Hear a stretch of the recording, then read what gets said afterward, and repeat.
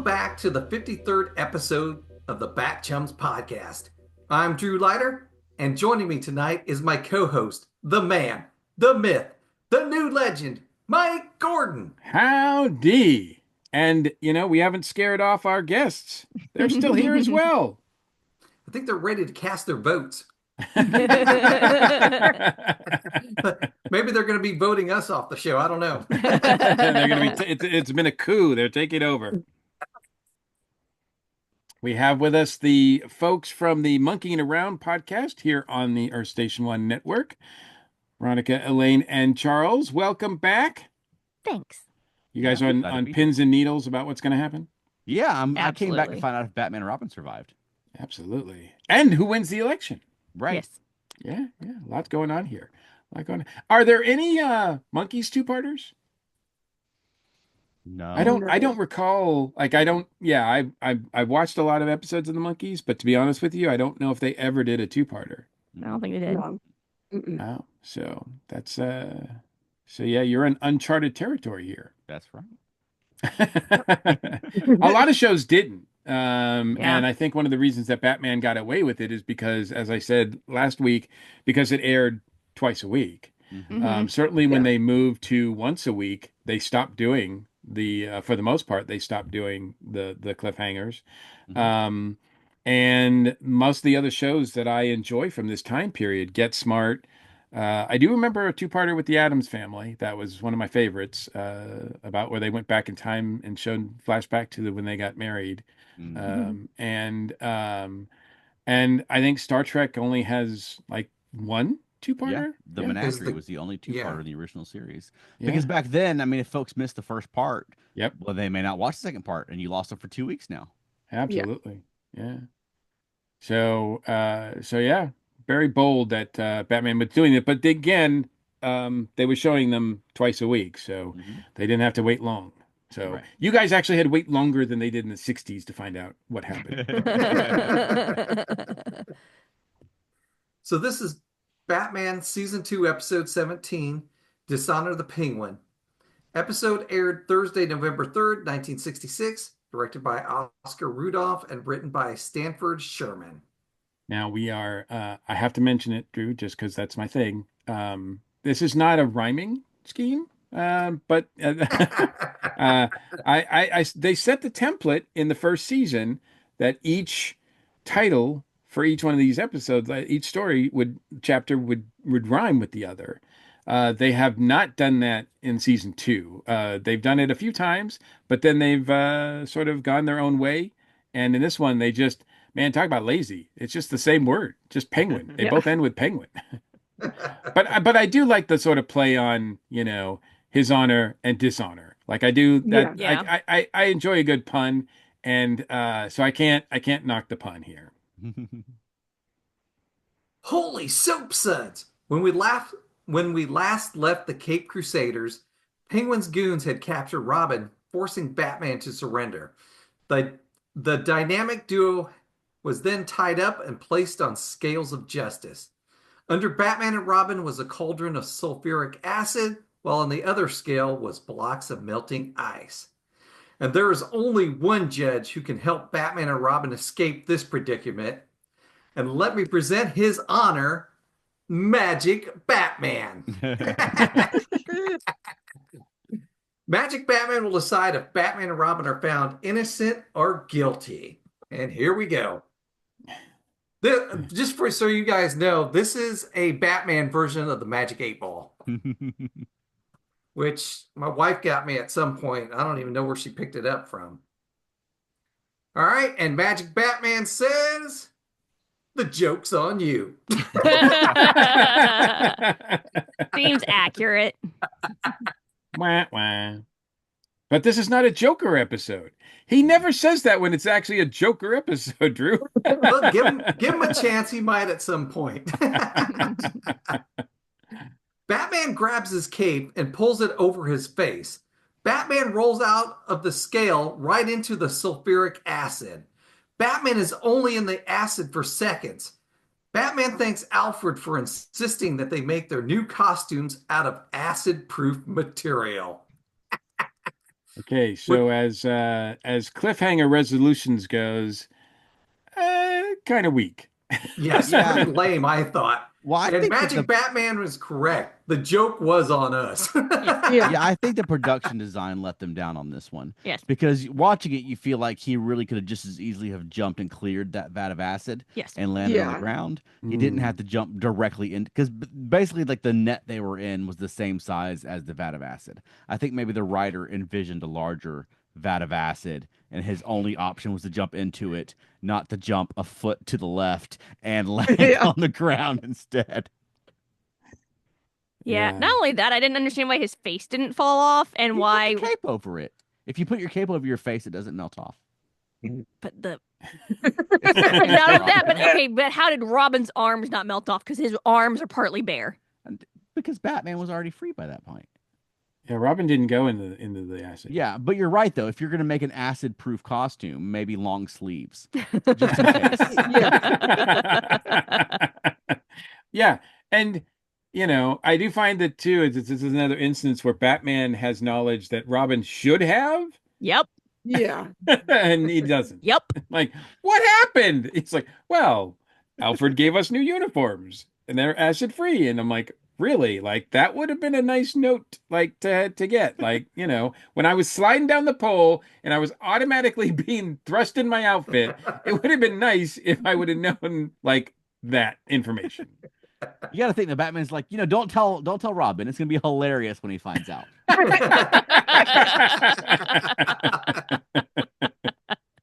A joke indeed, indeed. So yes, unfortunately, whereas the cliffhanger was, I thought pretty good. Yeah, resolution not so much, and unfortunately, that is not unusual for this No. series.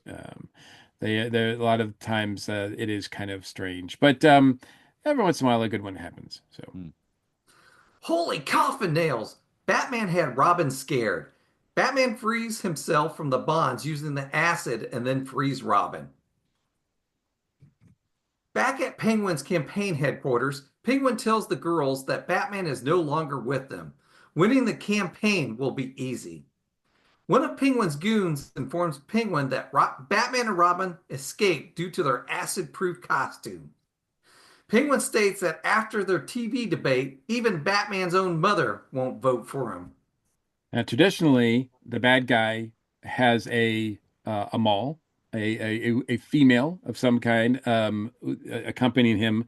But as we saw with Liberace had three, and not to be outdone, the Penguin has three as well here. We don't see all three of them all the time, but and I don't know if they actually give them names. I don't know if they bother with that. One of them, I think, has a name in the credit. The other two are just like Penguin Girl #2 and Penguin Girl #3. But I Gotcha. can't remember the name of the one who's with him the most. The She one had a who name. actually has lines. Yeah, yeah, Right. Well, that's Right. usually how television shows work. Yeah. But I mean, yeah. clearly here, Penguin doesn't know what a dig it is against Batman to say his mother won't even vote for him. Yeah. Yeah. Yeah, that was totally classless. Right. He has no idea how classless it was, Right. but it was totally classless. Yeah. I did feel that in the heart. You're like, oh, that's mean.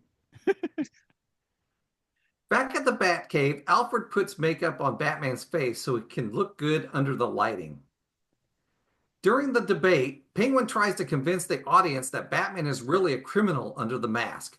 Pictures of Batman in the newspaper always show him with criminals, while pictures of Penguin always show him with the police. Penguin exclaims he's an associate of the law. This is like one of the best spin examples I've ever seen. Like it's just Right. it's brilliant. Yeah. I mean, yeah, every time you see pictures of Batman, he's with criminals. Every time you see pictures of me, I'm with the police. Mhm. Therefore, you judge.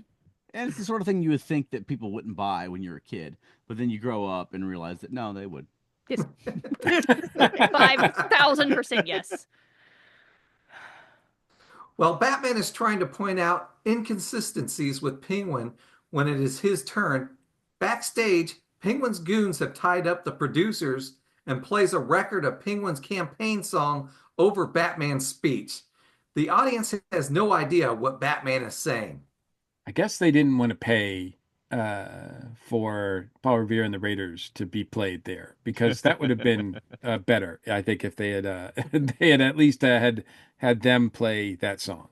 Yeah, it Yeah. didn't seem like they wanted to pay for Paul Revere and the Raiders to play the first episode either, because they didn't play any Paul Revere and the Raiders songs.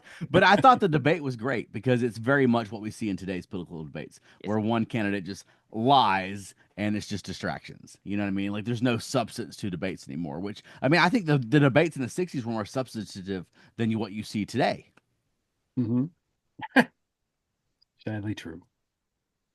Robin runs up on the stage, upset with the turn of events, but the broadcast is interrupted by a special news flash.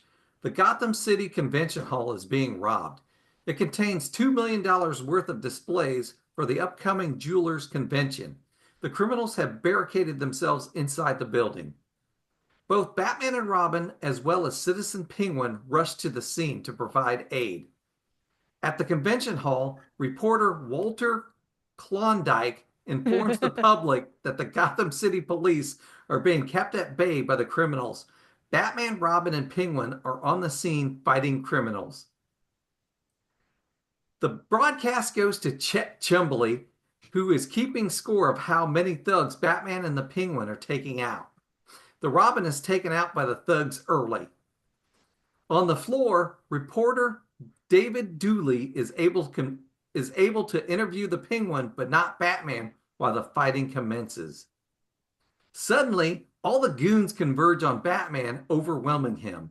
The Penguin is able to save Batman, who seems to be in shock that the Penguin has taken out all the goons by himself. Nobody realizes that these goons look like the henchmen of Penguin, do they? Yeah, No, no. it's like not even Batman realizes this. Like this was clearly a setup. No, I Like, think what? Batman knows a setup. Batman could tell that he barely got one goon, and Penguin is knocking out goons left and right. Yeah, knocking out, we'll say, Right. Because Yeah. they're laying down for him. Mm-hmm. I do want to point out that all the announcers and are actually sort of playing again, like they're playing satires, parodies of themselves. Uh, Don Wilson, Alan Ludden, and Dennis James are playing parodies of Walter Cronkite, Chet Huntley, and David Brinkley. Ludden and James even use the trademark lines "Good night, Chet. Good night, David." This is the final performance of TV performance of Don Wilson, who was the announcer of Jack Benny for years. Um, and actually, on the Jack Benny show, Madge Blake made appearances on that program quite often as a member of the Jack Benny fan club.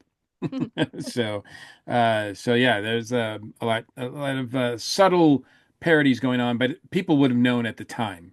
All these '60s, they would have recognized all these references, I think. Right. I recognized Alan Ludden, but from Password and being Mm. married to Betty White. But he was married to Betty White until he passed away. And so, yeah, I was like, that's the Password guy. Back at Batman's campaign headquarters, Mayor Linseed states that he just talked to Gallus, Rupert, and Trendick. Penguin is winning in the polls once again. After the first set of numbers come in showing Penguin with an early lead, the Penguin calls Commissioner Gordon and informs him that he is making Riddler the new Commissioner of Police and the Joker the Chief of Police. That I would have liked to have seen that actually. That would have been interesting to see. Yeah, would've- it'd be interesting to see the supervillain get into power and then put other supervillains into all the important positions. Yeah. Not like we're living it.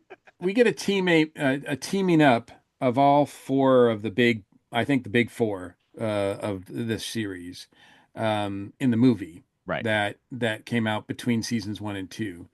And like I said, we still have yet to see them. They will refer to one another, Mm. but we've yet to see them appear with one another. So I They're don't really know if all the same supervillain, just in different costumes. I don't How dare you? I don't know if that happens if we do get a team up because I don't remember and I mean I don't like spoilers so I'm trying to go in fresh with the rest of the season and a half that we have left but it would be cool if we because they're referenced a lot they reference each other a lot so It's expensive for an episode, though. it is you're I right. could Yeah. see why the movie could do it, and it's unlikely to see it on the show. Yeah, and unfortunately, one thing that also hasn't changed is that if a show is a hit, as it goes on, the studio or the network cuts the budget. Mm. Right. So so they have less money to work with going forward as they are like a bigger hit, which Sure. it never makes sense to me, but it seems to happen across the board with almost any successful TV show.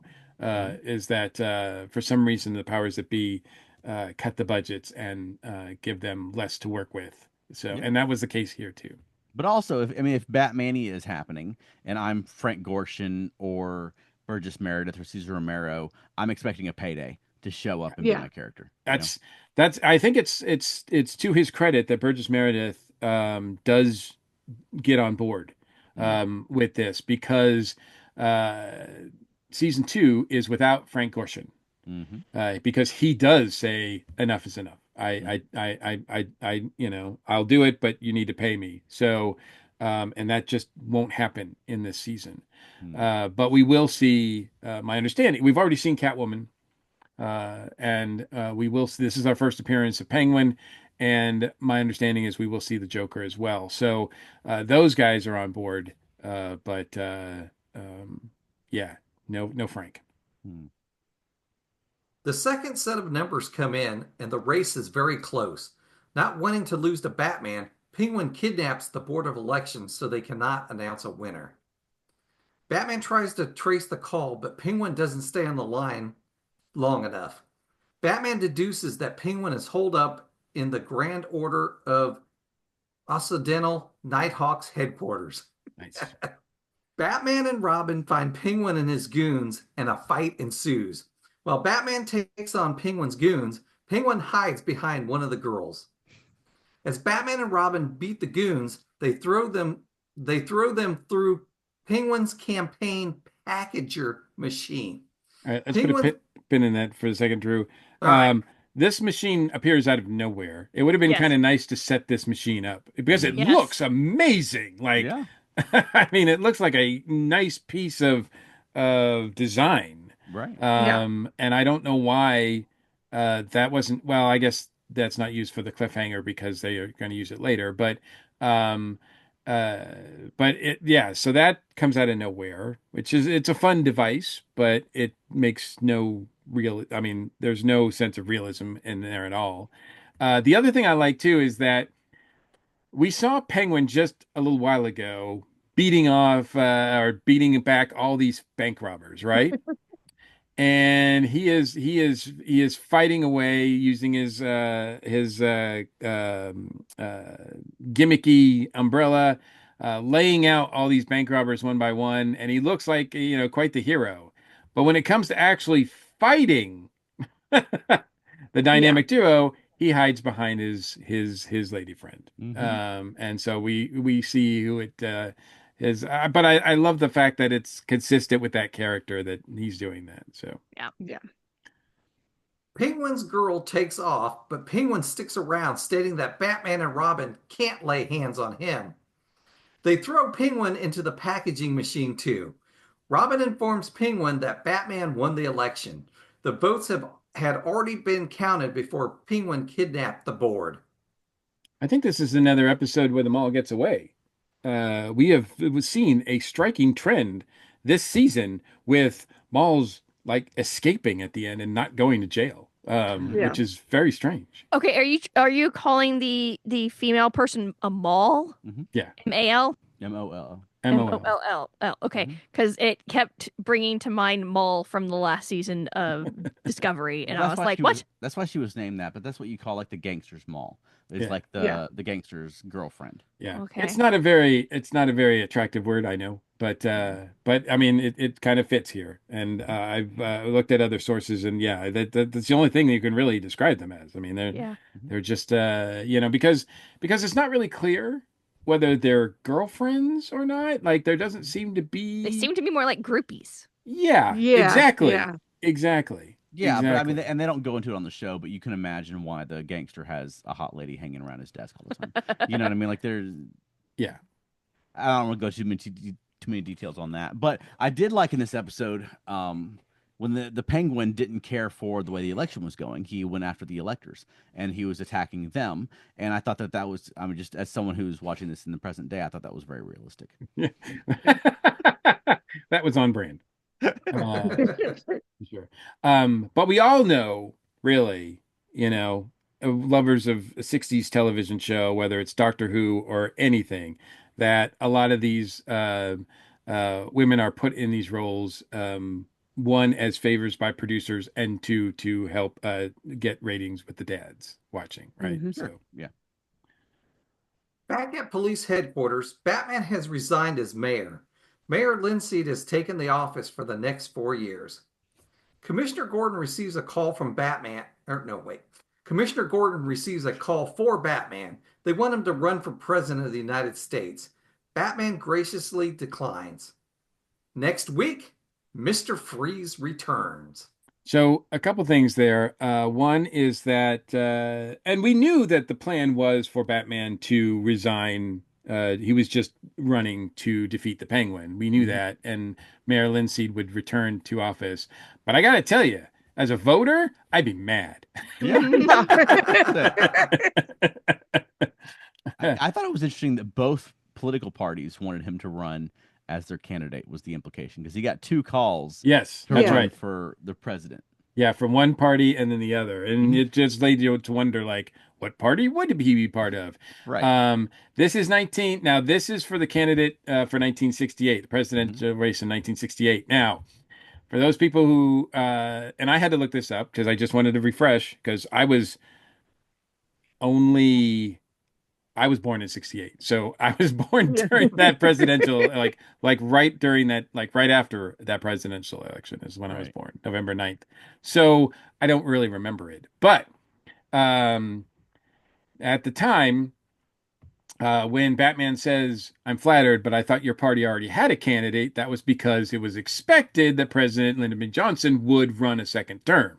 Mm. He did not, but it was expected that he would. And then when the other party calls him, he turns them down as well. And unfortunately, the person who fills that role is Richard Nixon. Right. And Yeah. so if Batman had run, it could have saved us a lot of problems. Right. That's another joke that works really well in hindsight, because they could Yes. have known at the time No. that what would happen with Nixon, right? Right. So you're watching it now thinking like, wow, I wish Batman would have won in '68. I would have, Batman would have been president when I was born. Yeah. That would have Yeah. been cool because in real life, Nixon resigned like the week after I was born. Okay. So, Wow.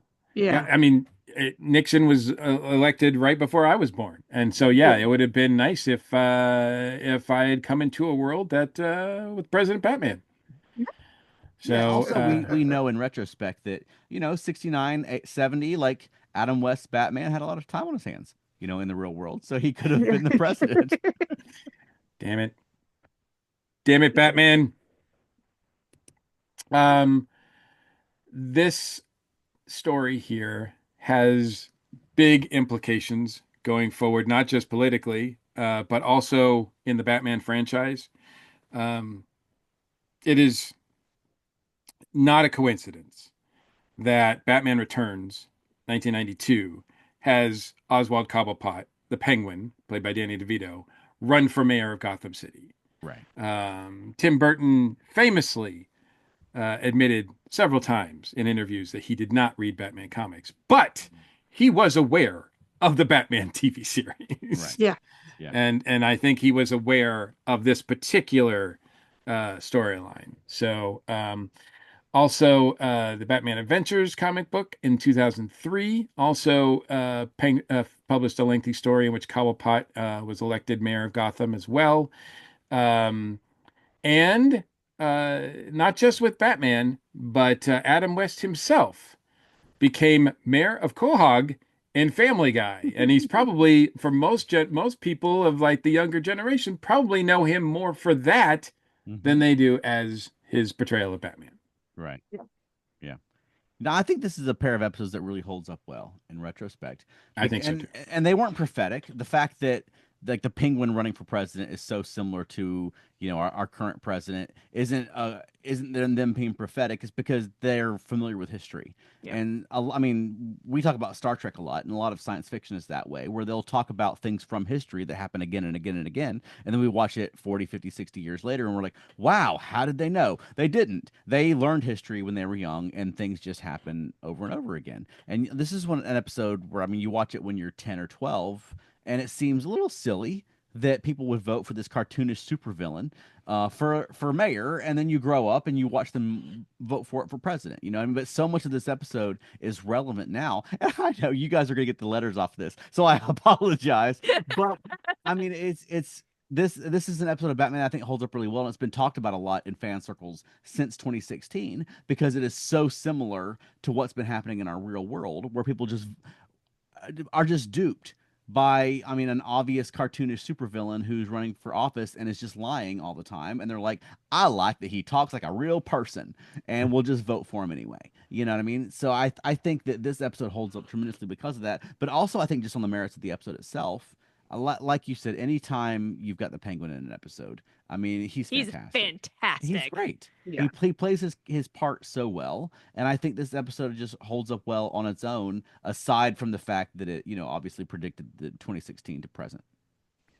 They this is and the Penguin is the perfect foil to do this, the perfect villain to do this Right. because we have seen him in other stories Mm. try to convince everybody that he's going straight.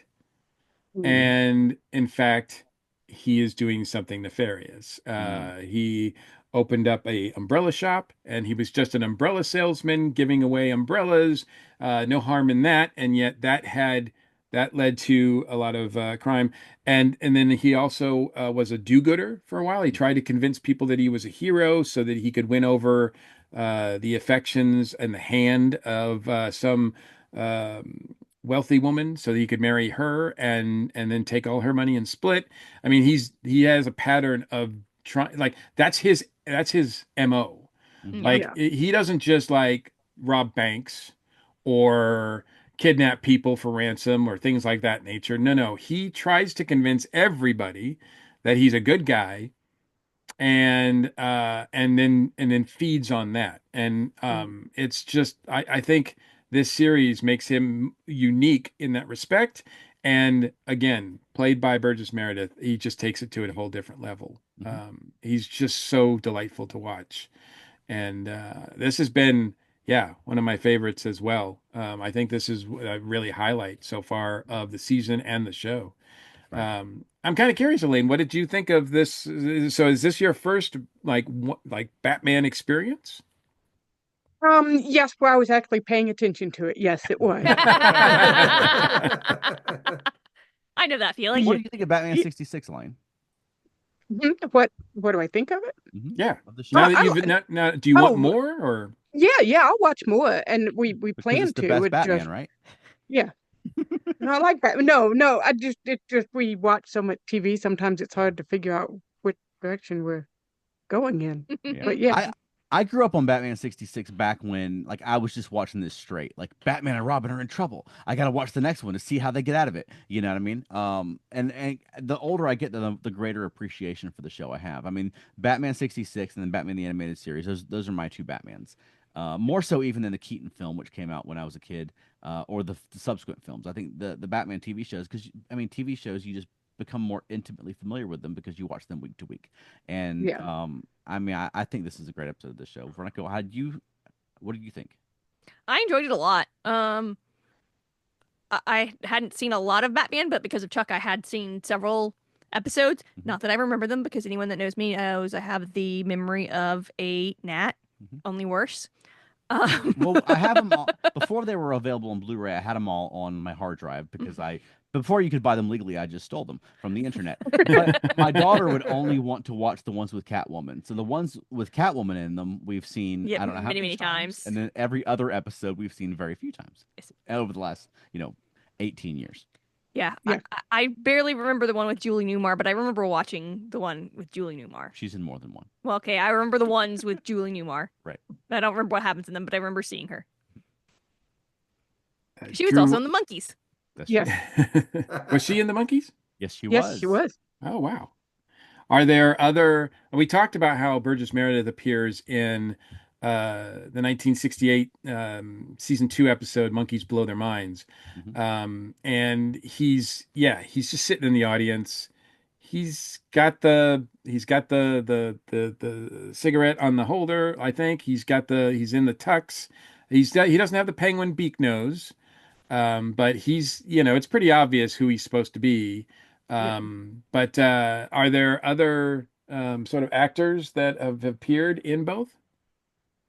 I think Julie Newmar is probably the most prominent one. In fact, we haven't gotten to that episode yet. We should Yeah, probably we invite you haven't yet. guys to watch that one with us because the Monkeys Get Out More Dirt is a very famous Monkeys episode. And it won't be like the last time where we invited you to talk about the Monkey Men and they were in it for 5 minutes. Julie Newmar is very prominent in that Yes. episode. Yes, Well, she is. Yeah. It worked out because I don't know if the Paul Revere and the Raiders were even in this for 5 minutes. Right. They had about the same screen time. Yep. So it kind of works out. But Drew, what did you think overall of this two-parter? I liked it. It felt to me, it felt a little different than some of the other Penguin episodes we've seen, only because we're not trying to rob a bank or something like that. There, you know what I mean? There's he's he's he's trying to take over Gotham, but I don't know. I found it more interesting with the campaign than the same old. We're trying to steal something kind of thing. Mm. Yeah, I mean, So, really, I mean, you could argue that he didn't really do anything illegal until the second part. oh yeah, when he starts Yeah. kidnapping people, but Yeah, when he flat out starts kidnapping people. But I think too, when this show really shines, is when the satire is just really just right there and in your face, and it is, I think, more apparent in this one than almost any of the others that we've seen so far. Hmm. So very good. You guys picked. I mean, this was a great one for you guys to come on. Now, I can't promise that, if you come back, anything they're going to live up to this quality, but like I said, we do have some musical guests slated to appear Okay. at some point coming up. So you guys are welcome back to join us for those as well. And we would love to. This has been a lot of fun. Yeah. I love Batman, so I love any chance to talk to someone who loves it. all right. Well, that wraps up another episode. Do you have a shout out, Charles? Yes, I will shout out the Earth Station Trek podcast, which is a podcast where we talk about Star Trek every Thursday evenings. We go live talking about the latest Star Trek episode or a legacy Star Trek topic.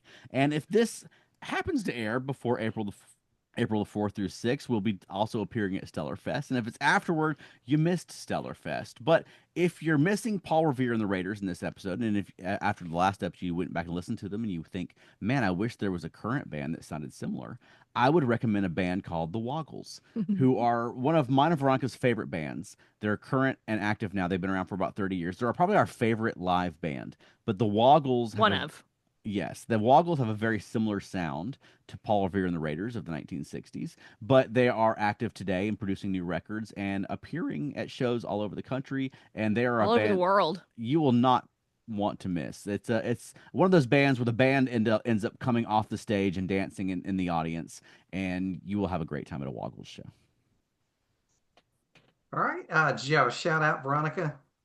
Yes, Felt Nerdy. It's our puppetry company, me and Chuck, and you can find out more on feltnerdy.com. You can see all of our family friendly and get a link to our adult content on there. We have our own show that we're producing at the Red Light Cafe on April 26th. So check that out. That will be an adult show. Mhm. And we do have some all ages shows coming up where we don't have all the details yet.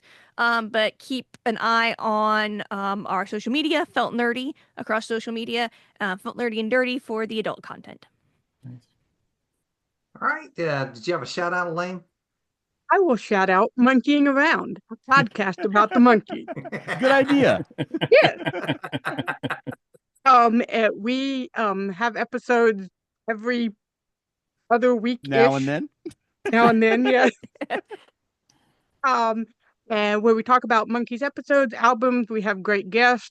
Trying to get more great guests Mhm. whenever they decide to, say, "Hey, can you talk tomorrow night?" Yeah, sure, we can do that. As Well, the and case, around the time that this comes out, we'll be talking to Dino of the New Monkeys. We did a great interview with him. It was Two-parter. a lot of fun. Ooh. yeah. Is there Yeah, a and cliffhanger? Mhm. Do you guys need to borrow Magic To Batman? wait to see if we get dumped into acid at the end.